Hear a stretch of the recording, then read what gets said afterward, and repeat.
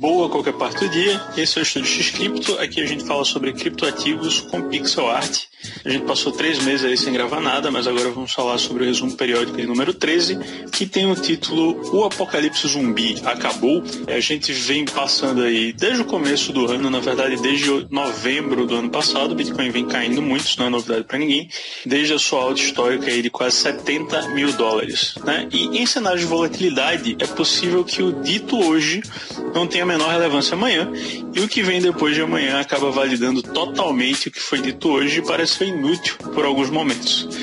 Então a gente vai esperar que o que está sendo dito hoje, que amanhã pode ser posto à prova, mas que seja validado aí nos próximos dias. Então vamos fazer aquela análise padrão com base no semanal, que é um prazo um pouco maior aí do que os curto-prazistas que fazem trades baseados no gráfico, às vezes horário ou diário, que não são tão interessantes, porque com a volatilidade dessa não dá para cravar nada em gráficos de pouco tempo, né?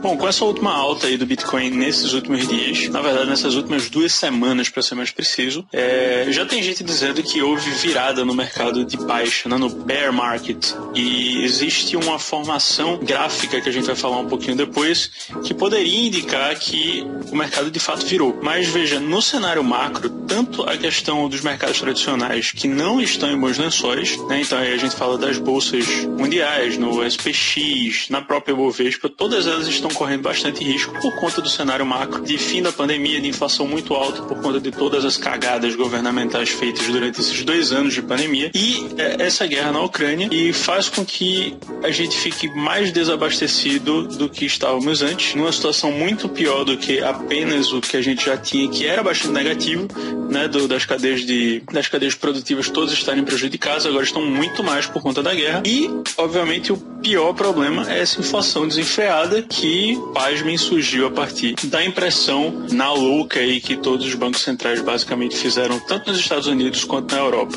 Apesar de todas essas notícias ruins, a gente lembra só algumas boas, na verdade uma boa, que já é um pouco antiga, que é o fato do Bitcoin estar cada vez mais sendo transformado no maior estoque ou na maior reserva de valor, né? E aqui no Brasil, por exemplo, a gente já tem empresas como a Gafisa, que trabalha com imóveis de alto padrão, que recebem pagamentos de Bitcoin. Então você pode comprar lá seu apartamento de luxo com Bitcoin. A Audi também já aceita há muito tempo Bitcoin, entre outras empresas. A Tesla passou um tempo aceitando, depois não aceita mais, enfim.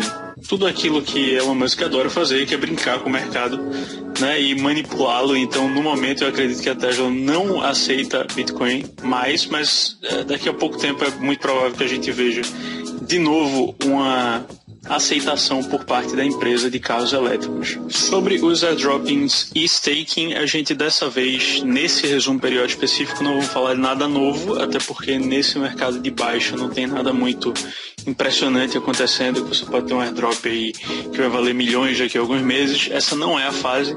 Nesse momento de bear market, a gente não tem muita opção, então a gente vai falar sobre stakings que estão rolando já na Binance, que são tradicionais, e airdroppings também que não são de empresas específicas, mas apenas algumas dicas que você pode seguir aí para ter um ou outro airdrop, ou na verdade promover um ou outro airdrop. Sobre o airdropping sendo promovido por você mesmo, a gente tem o exemplo do tip.cc, que é um robozinho que funciona no Discord, na rede social Discord.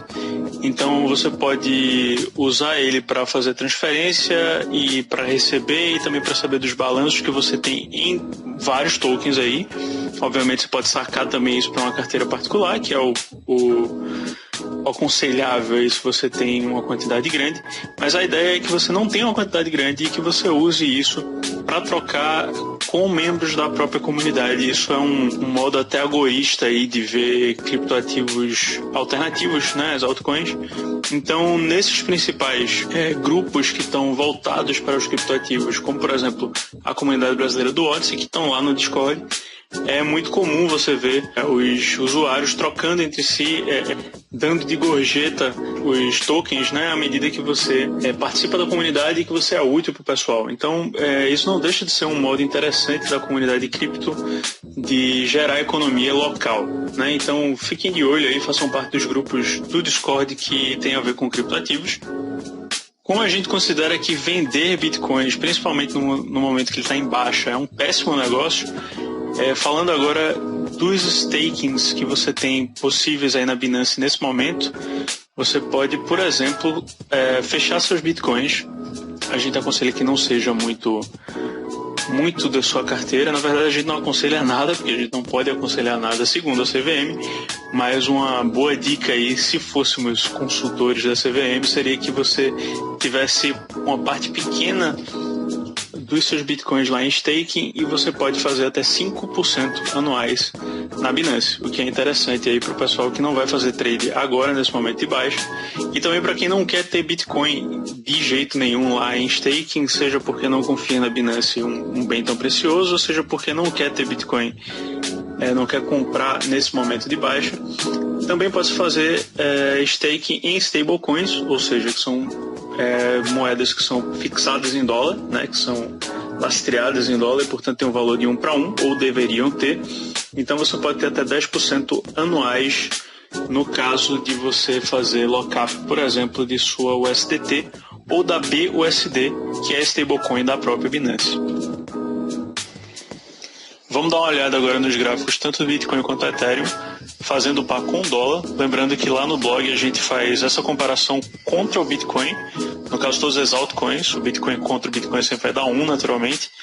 Mas lá a gente, na intenção de ter mais Bitcoins e não dólares, a gente faz essa comparação. Aqui a gente vai ver tanto o Bitcoin quanto o Ethereum, como eles estão se comportando com relação ao dólar ou às stablecoins que funcionam, né?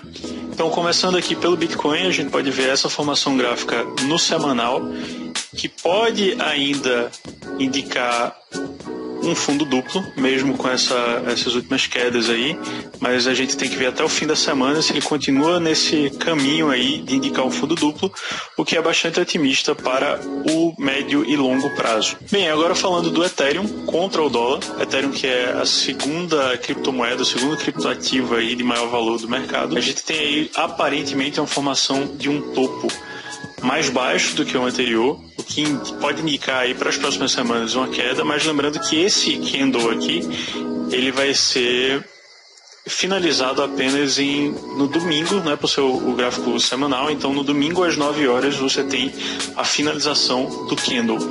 Lembrando que durante essa semana a gente vai ter aí o tão aguardado merge do Ethereum, né, o momento em que o Ethereum passa de ser um Proof of Work para um Proof of Stake. Quem não sabe o que é isso, pode dar uma olhada lá no nosso blog. A gente explica bem direitinho quais são os dois tipos de prova de trabalho numa blockchain de criptoativo.